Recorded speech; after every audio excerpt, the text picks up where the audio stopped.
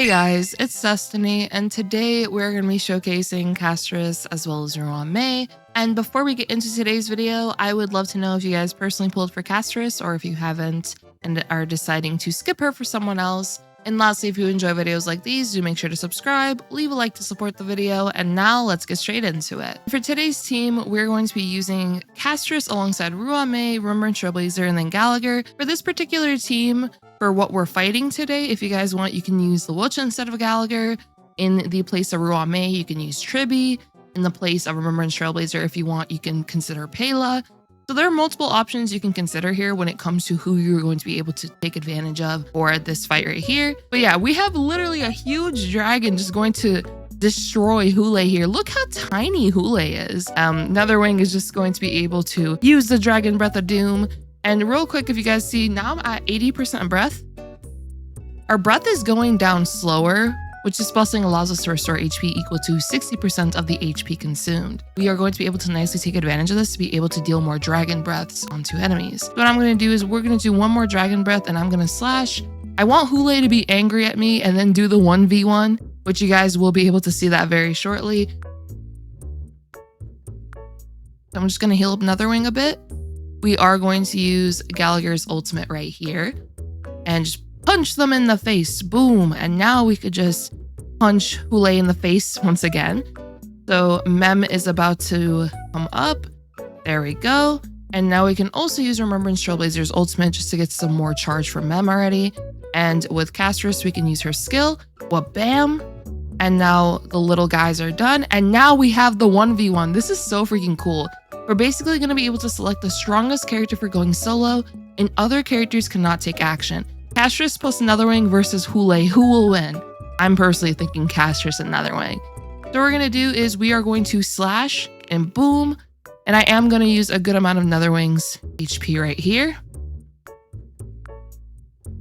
Alrighty, so what I'm going to do right here is I'm actually going to slash because I want to guarantee that we are able to break Hule here. So we're just going to slash.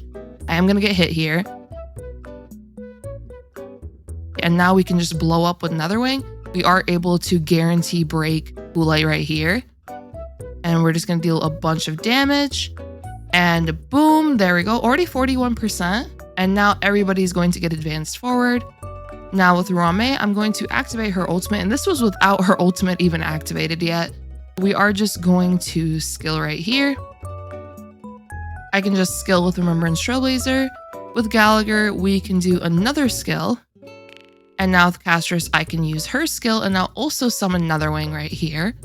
And we can just deal a bunch of damage onto Hule. I think we can potentially kill Hule right here. Let's see. Can we deal 15%? Boom. Okay, yeah, we can. All right, so now we're already on to the second phase here.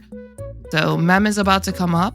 Yeah, Mem is about to come in punching, and we'll be able to advance toward Castorice, which is super convenient here. We can use Castorice's skill.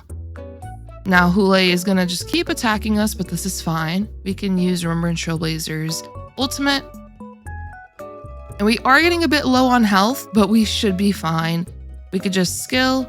With Gallagher, I'm going to basic attack and then use his ultimate once again. And if I was really worried about potentially dying right there, I could have used Gallagher's ultimate sooner, just for the emergency heals. Alrighty, so now with Castorice, we are going to summon Netherwing right here. And now we can hit these little wolves. Boom. And now Hule is angry and he's about to go into the 1v1 with us once again. So with Castorice, we're going to use our skill.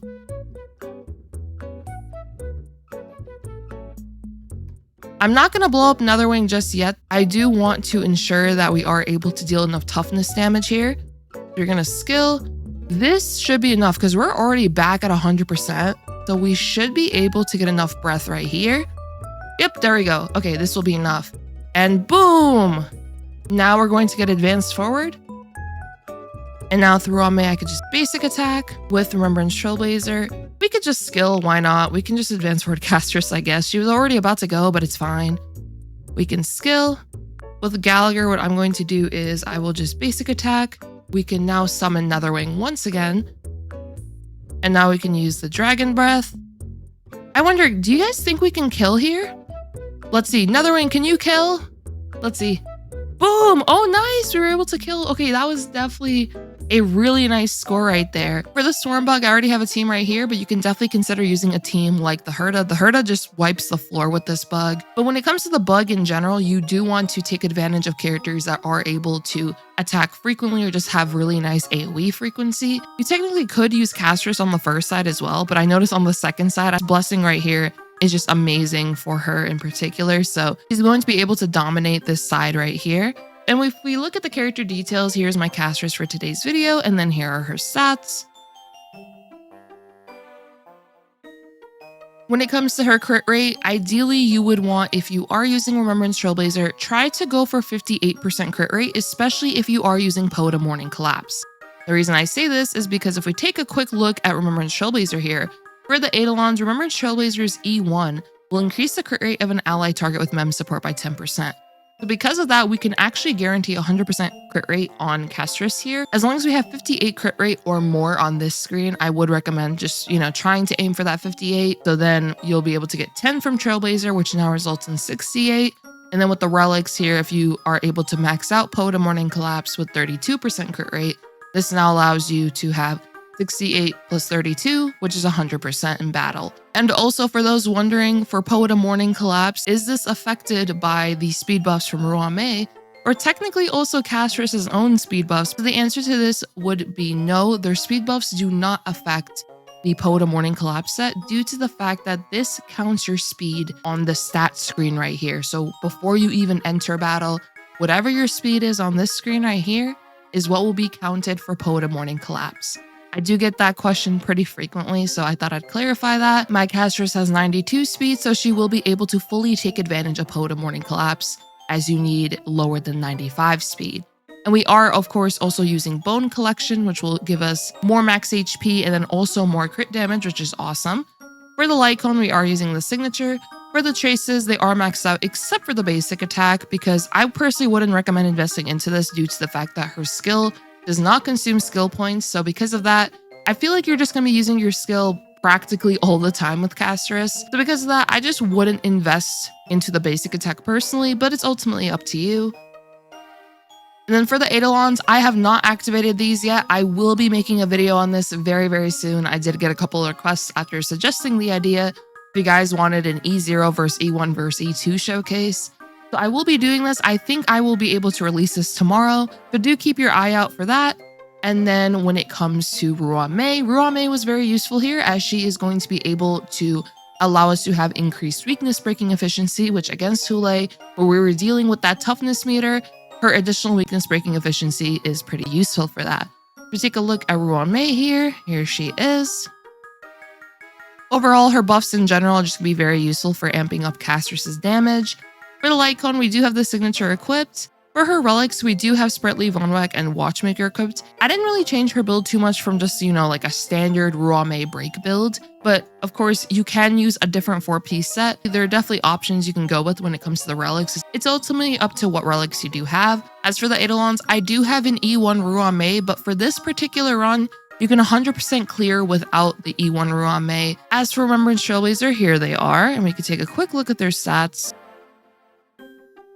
They do have Memory's Curtain Never Falls, which will increase their speed, and also when they use their skill, and since we are able to skill spam often due to Castorice not consuming skill points, we'll be able to increase the damage dealt by all allies by 16%, and this will last for 3 turns. For the relics, we were looking at Sprightly Von Wack and then Hero of Triumph and Song. For Eidolons, maxed out. And now for Gallagher, here he is. We can just quickly go through this here. We are using James Montage for his Light Cone option. For his relics, we have 2-piece speed, another 2-piece speed in the Sprightly Von Wack.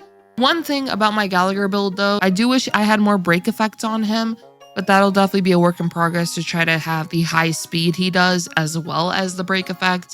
So I do have to work on that, but still he is pretty fast overall so that he is able to attack frequently, which now results in him getting more energy to be able to use his ultimate, which will inflict Besotted onto enemies. And enemies being inflicted with Besotted is how we're going to be able to restore health from attacking them. So because of that, that's why I like having Gallagher on the faster side of things.